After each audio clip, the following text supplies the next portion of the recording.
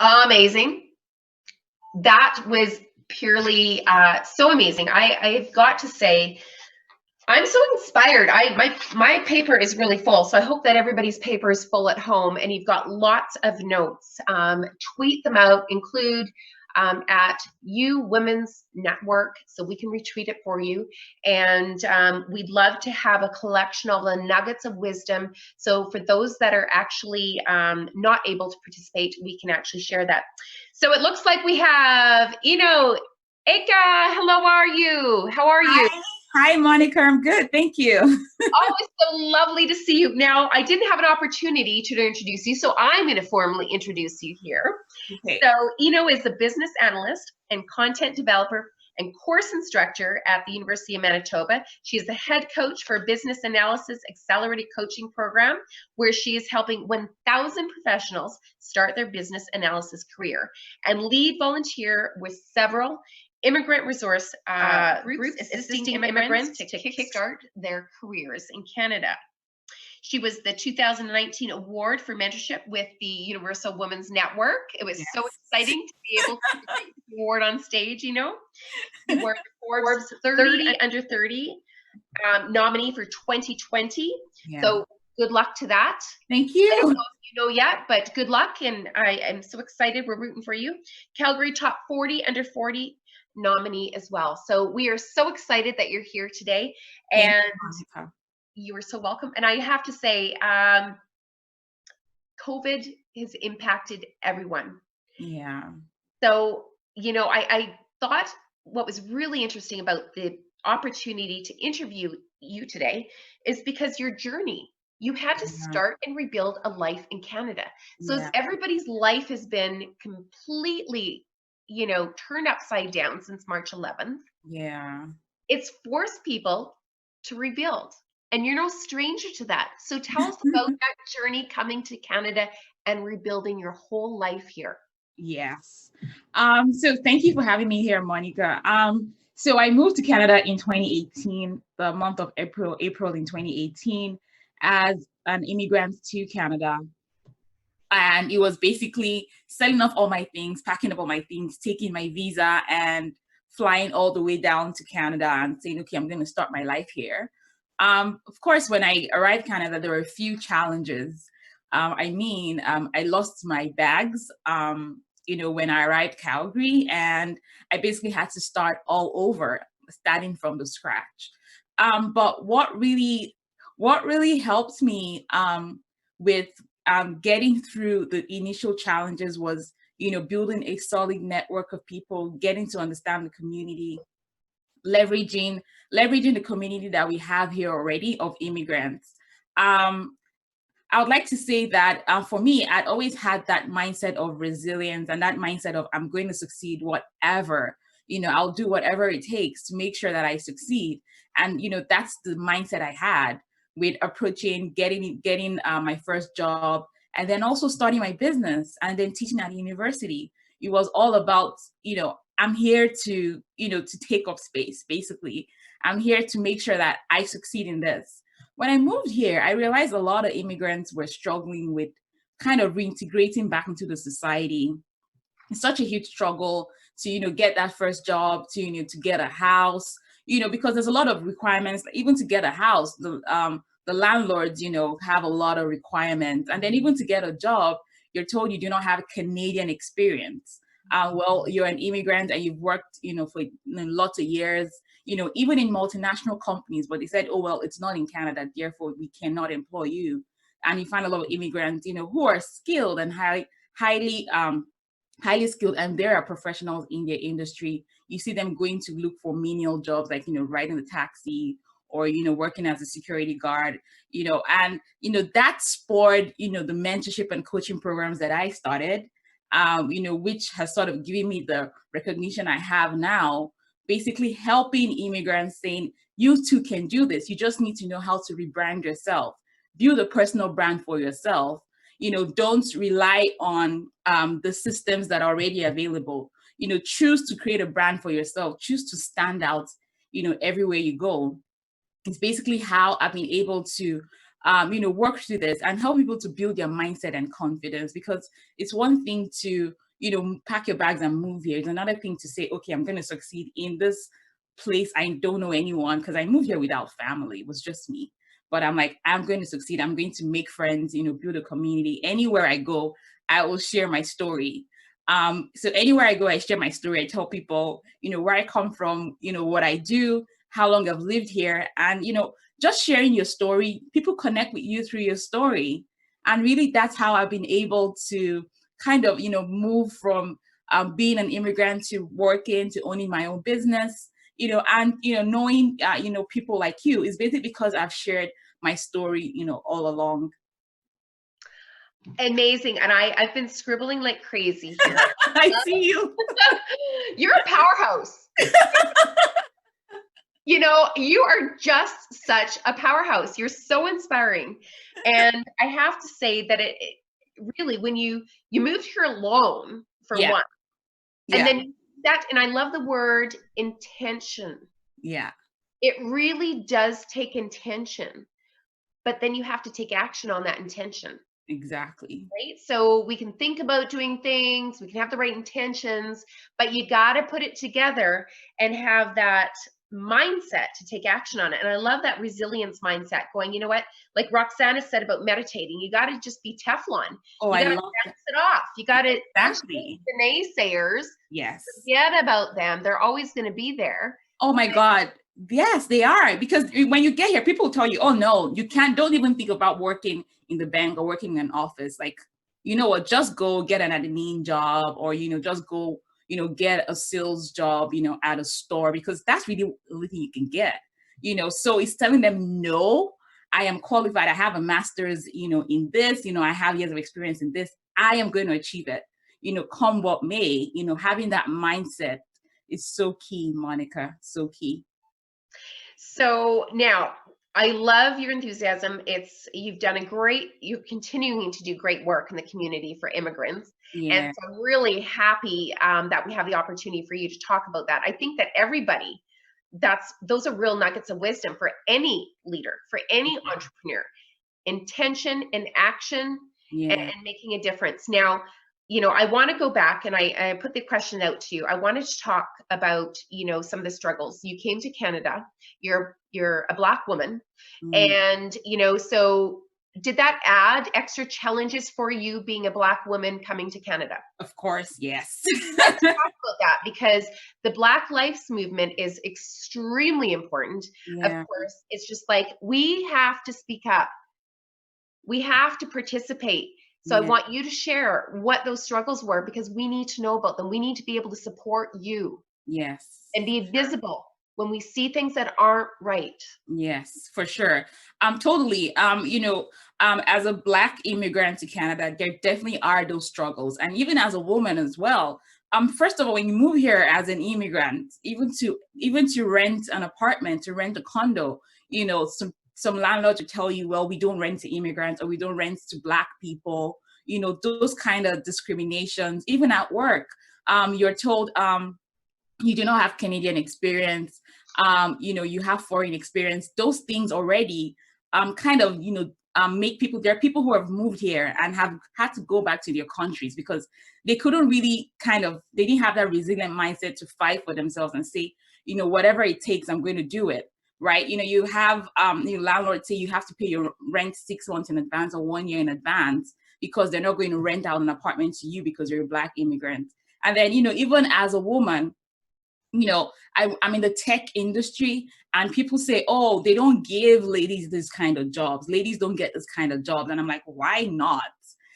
But with the Black Lives Matter, coming up and standing up and saying enough is enough. We should all have the equal chance. Give me a chance. Let me prove myself. If I do not prove myself, fine. But give me that opportunity. Let me prove myself. Let me show my worth. I spent all these years in school and I study, and then you come and tell me I do not have the Canadian experience. I have worked for several years, and you tell me you can't employ me because I'm Black, or because you can't pronounce my name. Immigrants have moved here and had to change their names to English names because they're told, oh, when people see your name and it's a foreign name, they're going to just throw away your resume, put it in the bin. These are things I was told, and I said, no, I am not going to change my name. Anyone can learn how to pronounce Eno, but I will not change my name to Jennifer, because that's my identity, right? So standing up and saying, these are the challenges we're facing, and we're saying, no, enough is enough, basically. Enough is enough.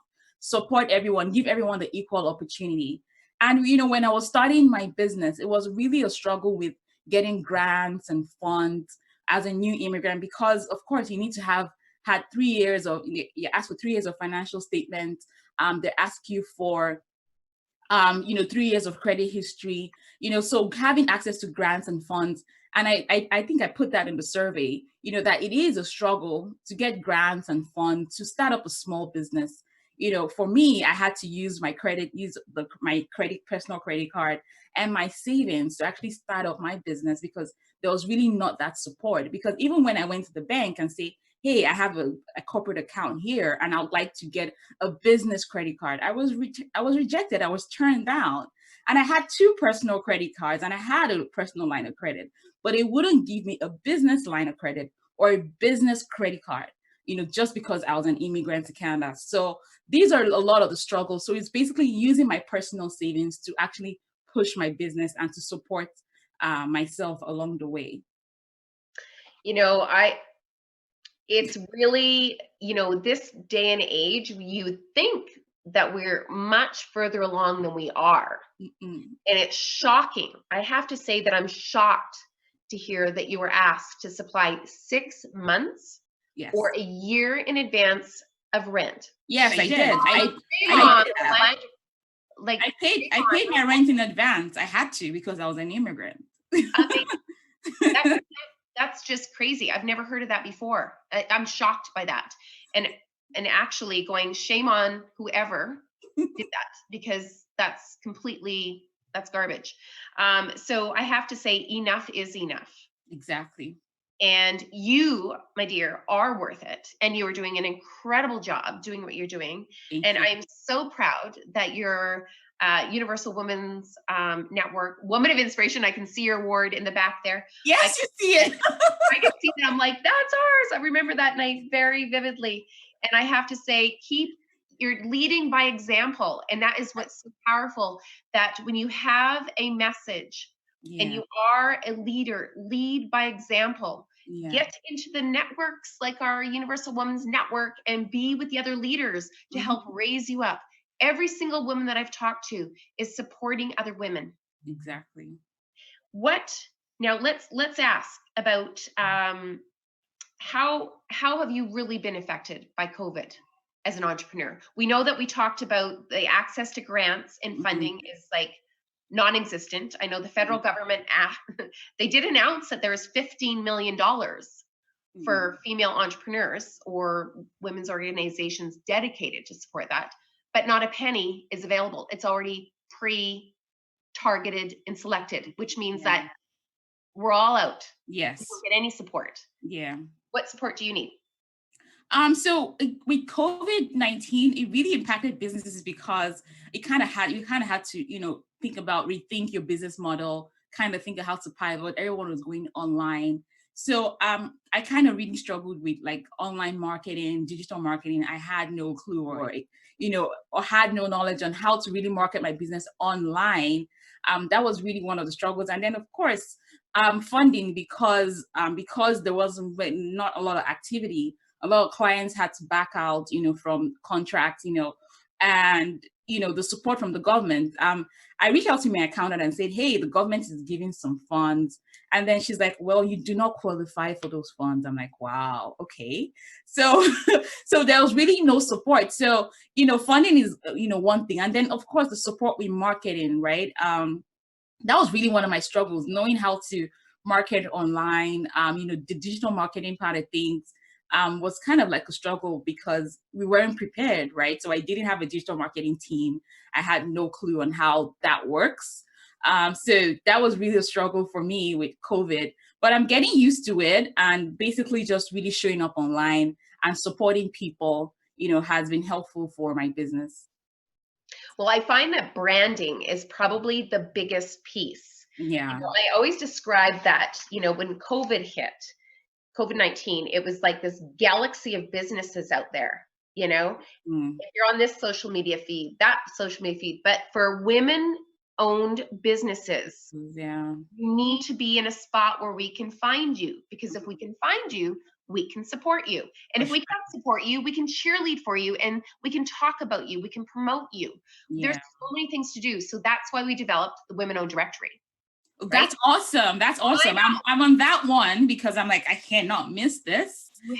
I need the visibility for sure. Absolutely. And that's probably one of the keyest things. And then the network is really important, so that you are with other women that understand your pain points, because being a women-owned business is different than being a women-led business. The stake that you have and the risks that you have as a female entrepreneur in a women-owned business, it depends on you. We're talking about your personal savings that you're going into building your business. You don't have that same personal attachment on a women-led business. Now, we still want to support women overall, but female entrepreneurs right now are struggling. They're in crisis right now, and we need to help and support them.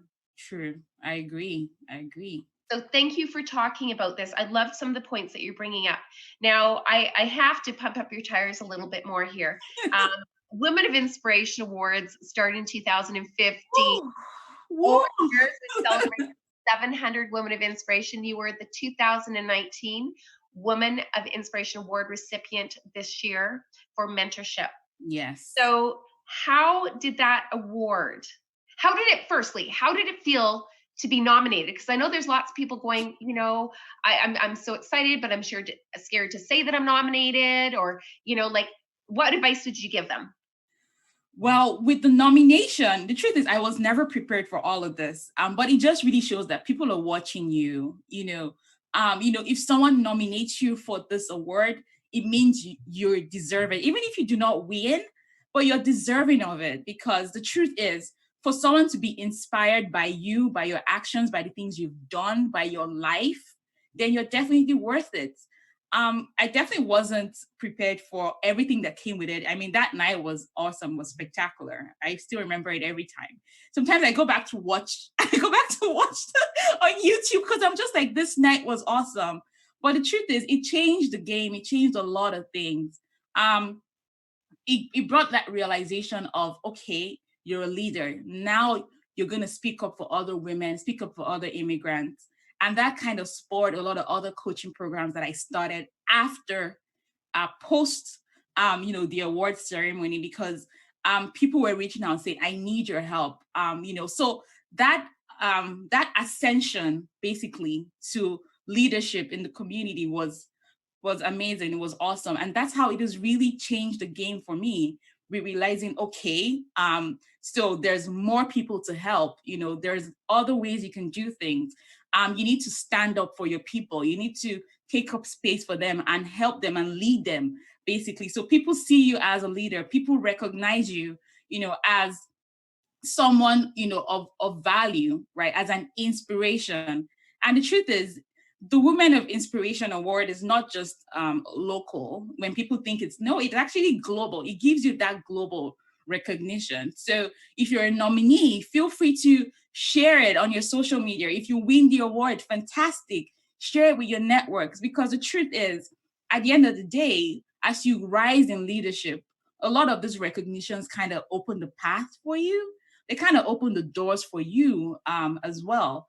And it gives you the ability to actually stand up for your community. So for me, in the immigrant community, I stand up for my community. In the Black community, I stand up for my community as well. And thanks to the award, whenever I feel like I'm not just in the mood today, I don't just feel like it right now, I remember you're a mentor. You're a mentor.